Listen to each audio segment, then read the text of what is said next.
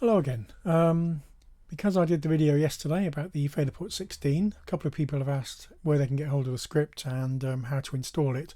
So I'm jumping the gun slightly because the script isn't actually available yet, but it will be fairly soon. And what I'll do is I'll leave a note in the video comments below this video with a directory where you can download them from. Might take me half an hour or so after this video before I do that.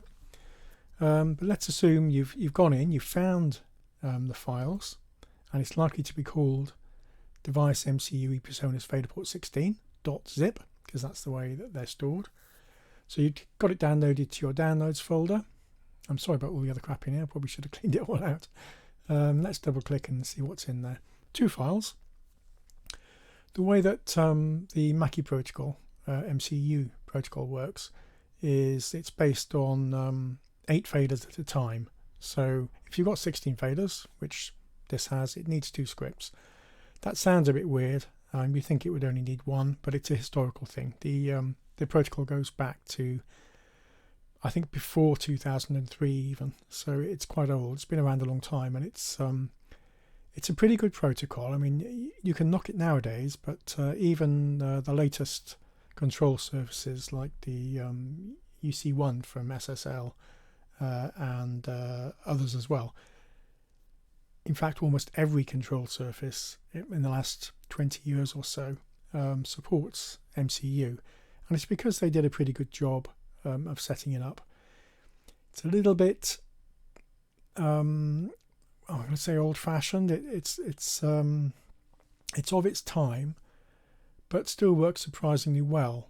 And as I say, is still probably, if not the leading control surface mechanism today, it's certainly still up there. Anyway, I digress. We've got these 2 files. Where are we going to put them? Let's just tidy this up a bit. This is where we're going. This is where we want to end up. Let's just make that a little bit bigger so you can see the whole directory. And let's click on it because it gives you a friendly version of the directory. I've got my FL Studio installed on drive C, and if you've gone with the defaults, you're going to end up with a directory of C users, your login name, documents, image line, FL Studio, settings, hardware. Now you should be able to get that far if everything has been installed properly. If you haven't, try creating those directories.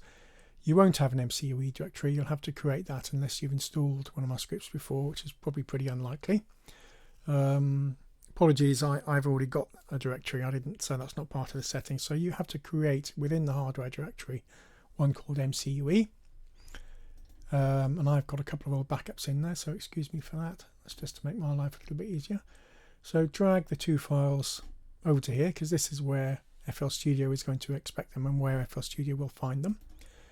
And let's go into FL Studio, and we were interested in options, MIDI settings.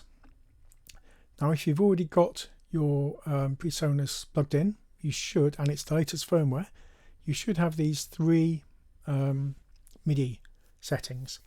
We're interested in the first 2. The third one and the second one now, I guess, as well, is for the MIDI support, which is in the latest firmware. Now we're not interested in that. It's got less flexibility for our purposes. We want 2-way interaction, and for the most part that's 1-way interaction, and there's a lot of setting up to do. So that's what they're about. Let's set up the first part, which will be the first 8 rows of the Faderport 16. If we go down to this controller type drop down and drop it down, you'll see there's nothing there at the moment, and that's because FL Studio was already open. So if you're in this situation, what you need to do is just hit this refresh device list, and then let's go back in again now, and hopefully those 2 files which we copied across are recognized. And we're interested in the first one, not the extender initially. So we've got that set up, we've got it enabled. Let's give it a port. Let's give it port 1, and then let's move on to the next one. And same thing, but this one is the extender, and let's give that a port 2. And then looking at the output, because it's a two-way process, all we need to do is set the right equivalent files up. So I've got my initial one. Actually, that's supposed to be port 2. You're not stopping me and telling me I'm making mistakes, are you? So I've got port 1 and port 2. Port 1 for the main device, and they're all main device, and port 2 for the second part of the main device, the second part of the extender there. So what we want to do is match up the input ports with the output ports, which sounds more complicated than it is. All you need to do is go across to the equivalent setting, Presonus FP16, and give that script to 1. You can see that the faders jumped into life there, the first set of faders, and hopefully when I give that 2, the second set will jump to attention. And I haven't got anything loaded in FL Studio at the moment. I guess I could have had a song up, but for our purposes it's probably superfluous. We're now in business. Let me bring across this, because it'll give you a better view, and let's try and line that up more or less underneath the faders so we can see what we're about. So I've got all the default tracks are down as INS 1 to 16. That's good, they're all working. And if I start playing with some of these tracks, you'll see lots of fun, it's all working, and vice versa. If I go in and change them up here, they'll behave themselves and jump to attention. And the rest is pretty much what I showed in the video yesterday. I mean, I think I missed a couple of things out. Worth noting that if you bring up the larger hint bar, I'm not sure where it is at the moment. Wouldn't you know it? It's not coming up, is it? It's a shortcut anyway to if you go in on, perhaps, I think I tried to show you some of the function keys yesterday. You'll see that's cut, and if you look in the top left hand corner in the hints bar, you'll see cut, copy, paste, insert, delete, item menu, and undo and redo. So I think I did say yesterday that the function keys are working, but they weren't working particularly well yesterday. And you've also got, I think it was, take that shift off, counting enabled and counting disabled.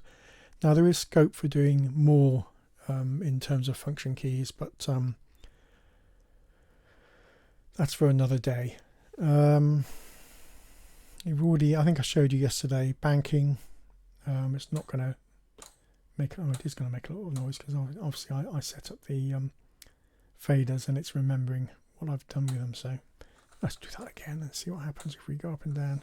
It's always good fun going up and down the faders and watching them jump, dance I should say. And the same with individual channels. Scrolling, I think I showed you yesterday. I haven't got a song, so it's not going to show anything. So I think that's pretty much wrapped up.